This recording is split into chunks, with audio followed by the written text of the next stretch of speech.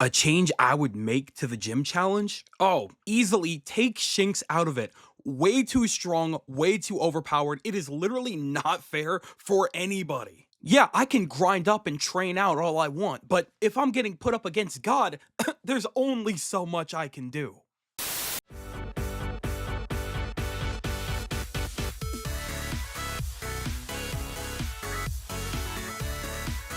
Well, howdy do now. What's good, y'all? Soul here, and welcome back to the story mode. So throughout the years of Pokemon, we've definitely noticed that they've made a lot of changes in terms of the way that we play through the game. One of the first major introductions to the series to shake things up was the introduction of gimmicks. And you kinda have to admit, giving us super powered transformations or moves to utilize during battle is definitely a unique way to play an RPG.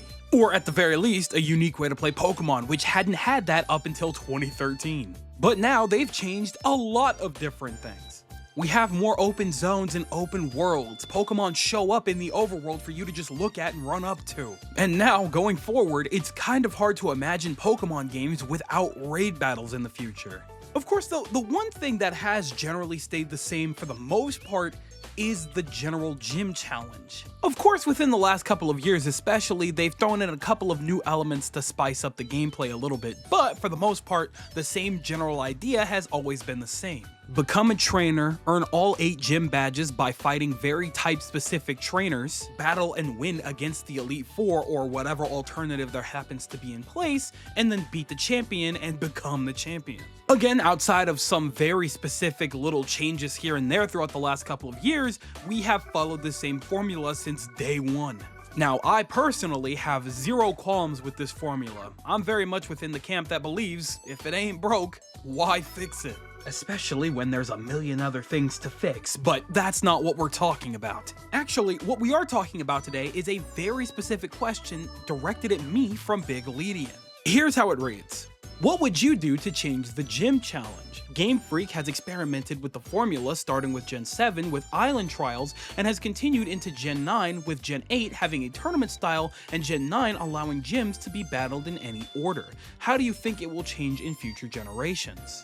Big thank you for the question, Big Dog. I definitely had a lot of fun scripting this one out, so hopefully you enjoy the video as much as I enjoyed writing this out. However though, before we get started, it should be noted that you too can do exactly what Big Leadian did. Let's say you have a very hyper-specific question just like this one that you would like answered in video format or in some other format. Hey, the description has the link to my Discord where you can go into the video ideas tab and hit me with anything you have on your mind. But hey, maybe you don't have Discord. That's perfectly fine. That is not the only way to reach me. Just a little under a month ago, I got a question on Twitter, and guess what? We did the exact same thing. So if you find it easier to ask me a question on Twitter or possibly even Blue.Sky, then hey, go right ahead. I am not stopping you. The links to those are, of course, also in the description. So with all that being said, ads and intro out the way, why don't we go ahead, chillax a little bit, grab something of a dessert. I'm thinking something along the lines of a cake or a cupcake, sprinkle some onions on there, and why don't we talk about a couple of ways that I would personally like to change the gym challenge. Now, the first thing that I would really like to do, and this is something that I thought about a lot, but I would absolutely adopt the point system that they introduced to us in the anime. For anyone who doesn't know what I'm talking about, specifically within the last couple of seasons that involved Ash in the mainline Pokemon anime, they introduced a unique point system. Their Rotom phones would essentially keep count of all the total points they've amassed by how many trainers they've beaten. I don't entirely know the logistics of specifically how points were distributed or anything like that, but the general idea is you beat a trainer, you gain points. And, to my understanding, you need to amass a certain amount of points before you can enter the tournament.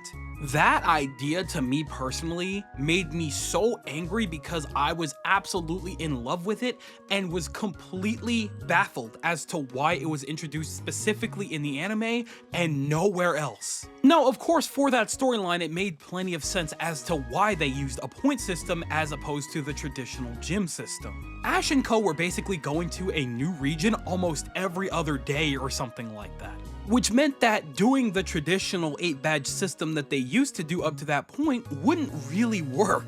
And so they introduced a point system, which made it so that Ash could battle anybody at any time.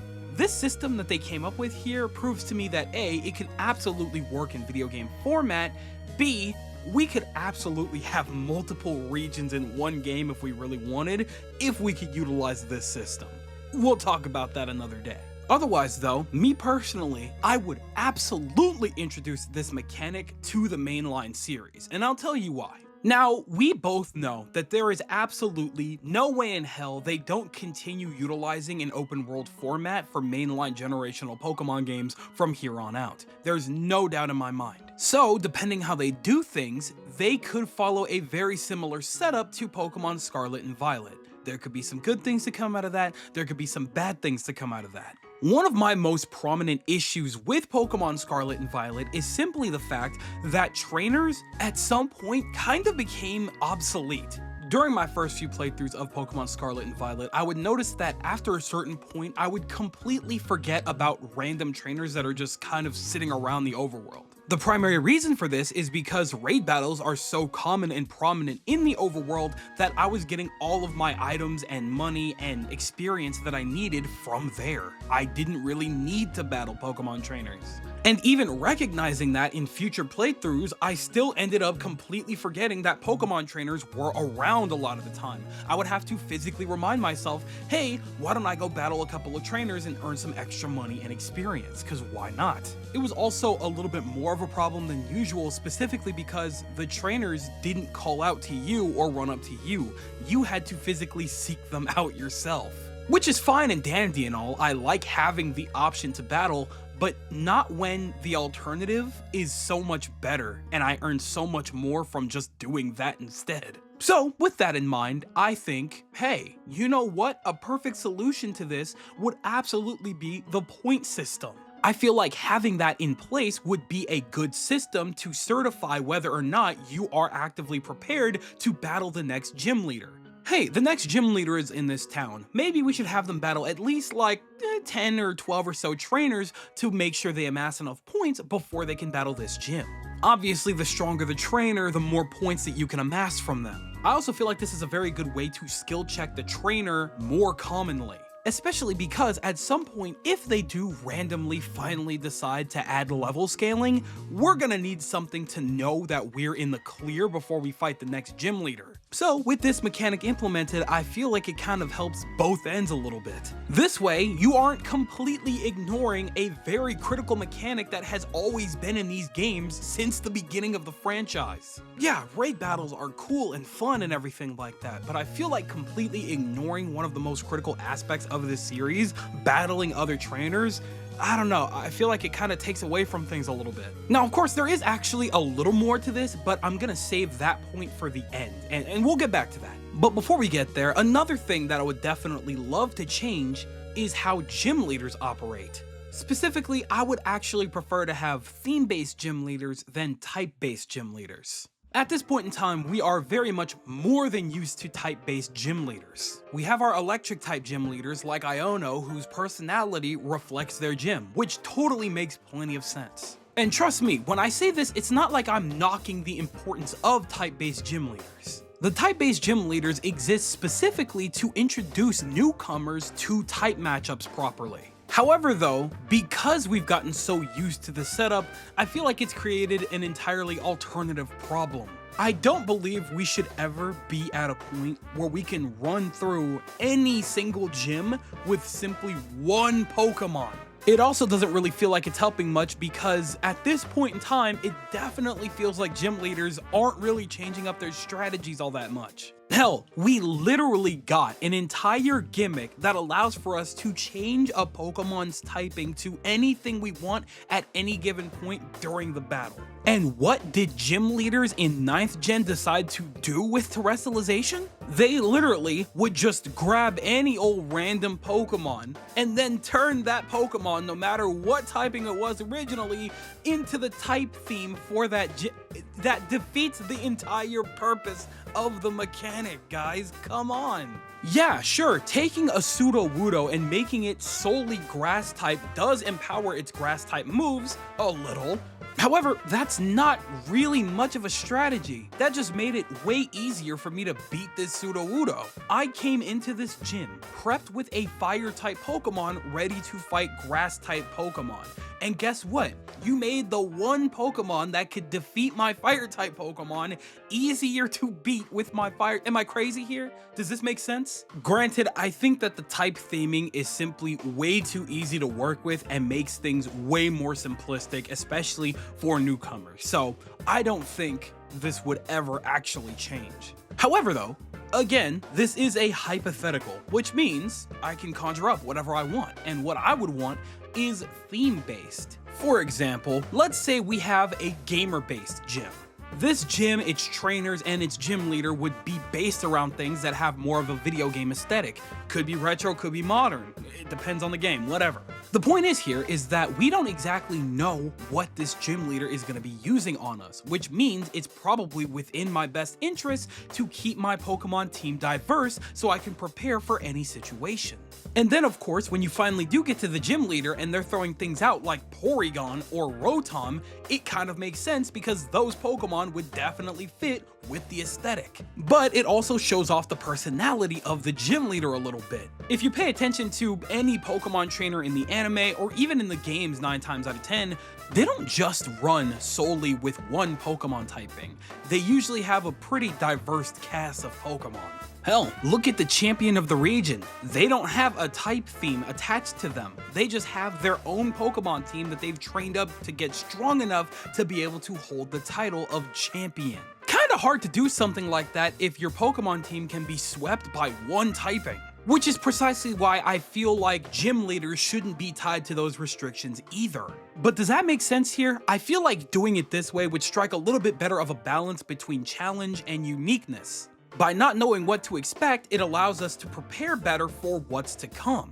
And then of course on the opposing side, it makes gym leaders stand out just a little bit more than they usually would. I feel like a lot of these gym leaders, especially with a lot of these fun and unique designs, deserve to be remembered for a lot more than just the type that they used for their gym battle. These last couple of games though, Pokemon has been pretty good at really fleshing out like the personalities and stuff of these gym leaders, even if we don't see them very often, which I can definitely appreciate. But that one little push, that one little tiny extra step further, I feel would really help the franchise a little bit in terms of remembering these gym leaders. Again though, I don't necessarily think that they do a bad job with a lot of these gym leaders, but I feel like we can go ahead and do a little bit more than having the generic, oh, fighting type gym leader, they're in a literal gym. Like, we can do a little bit more than that, right? I don't know, I just feel like we can have as much uniqueness and diversity out of the general gym leaders as we do like the Elite Four and the Champions, if they were allowed to utilize whatever Pokemon they wanted on their team.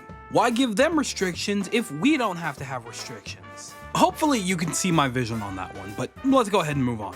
Now, of course, the last major thing that I would implement, or I guess in this case, bring back, is the endgame tournament style. Two of the best things to ever come out of Pokemon Sword and Shield is easily, one, the tournament arena sports style battles with a massive crowd watching you and even chanting along to the music, and two, the endgame tournament style. Correct me if I'm wrong here, but 8th generation is the only generation by far to not have an Elite Four. Is that correct? And maybe, just maybe, it's because I do feel like the concept is a little more on the stale side. Even though I don't dislike the Elite Four concept, I feel like the tournament style makes a lot more sense, generally speaking. Now, earlier I mentioned that the point system would come back into play at some point in this video, and that time is now because I feel like the point system and the tournament style 100% go hand in hand. Earning a very specific amount of points based on how many trainers you've beaten throughout your journey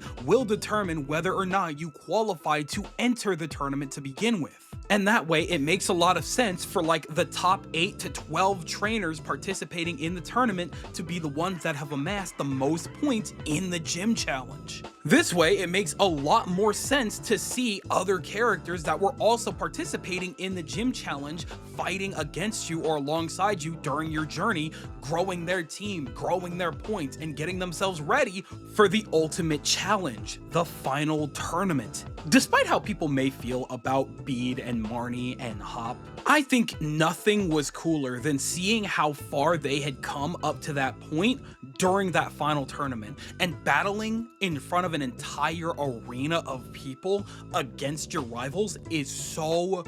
Oh, that is like such a sick concept, dude. That is so awesome. I've always loved the fact that 8th gen, more than any other generation, treated Pokemon battling like what it truly is, a sport. And that is why I feel like it makes a lot more sense for something like the final tournament to be like the big thing to be working towards, the final thing to be looking forward to, and what would incentivize you to make sure that you get all your points properly amassed before the tournament starts so that you can properly enter. It's also cool because obviously other gym leaders get to take their next chance too at becoming the champion. They're getting stronger just like you are, which is why it makes a lot of sense for them to also be going out of their way amassing points so that when they do enter the tournament, we get a second chance at seeing them at their finest hour. Utilizing this tournament style, I could definitely see helping like a lot of different aspects when it comes to world building, when it comes to character development, when it comes to story development. You could base a lot of different things around the tournament style, as opposed to just seeing this one random kid rising through the ranks and beat the gym challenge. Like, I feel like this makes a lot more sense to me, especially going forward with the open world format where everybody and their mamas are going to be wanting to participate in the ultimate test of strength. It just makes so much sense. That one to me personally is for sure not up for debate. That is the major one thing that I absolutely would have to make permanent. Makes sense that they hold like a massive challenge and tournament every year, or however often they decide to do that, maybe like twice a year or something like that, for the champion to have to like really prove themselves to hold the crown. And that's what I like about Leon. Leon really is the strongest because every time that tournament will come around, he's not playing around. Like, he always makes sure to prove himself. And I want to be able to have something like that going forward permanently. Other than that though, I think that just about wraps it up for my changes that I would make to the gym challenge. Thank you again, Big Ledian, for the question, or for the prompt essentially.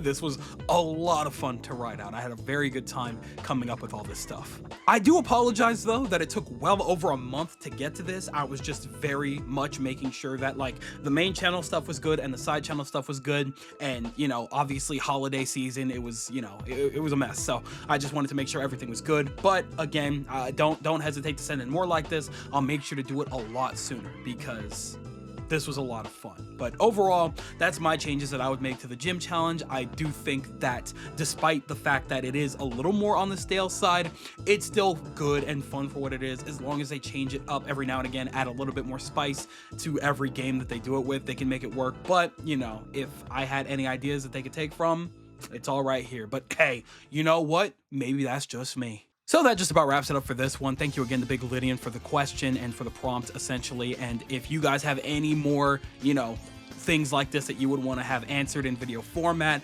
please feel free to join the Discord and hit me up in the videos tab. Just at me with your question or your prompt, or again, Discord, Twitter, Blue.Sky, all of that is in the description below, and you can hit me up anywhere on those, and we can definitely have a very direct discussion just like this one.